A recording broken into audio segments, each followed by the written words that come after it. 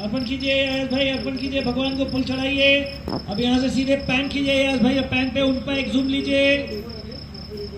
चल रहा है मंत्र, पढ़ते जा रहे पढ़ते जा रहे पढ़ते। आपने एक लुक दिया बीवी को, कोई रिएक्शन नहीं इसका, कोई बात नहीं, गम में है ऐसा महसूस करते हैं। वाइड से जूम, इन पे भी एक जूम इन, स्लो जूम।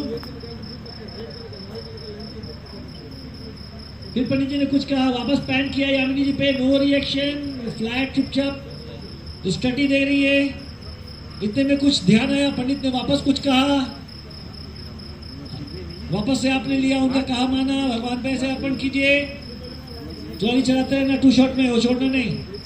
वापस जूम इन,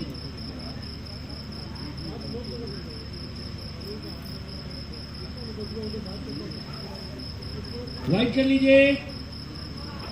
और पंडित जी माँ बाप से कह रहे हैं कि अब देखिए कन्यादान का समय हो रहा है, ये विधि के लिए आप लोग आगे आइए। अभी आइए माँ बाप, पोजीशन लीजिए।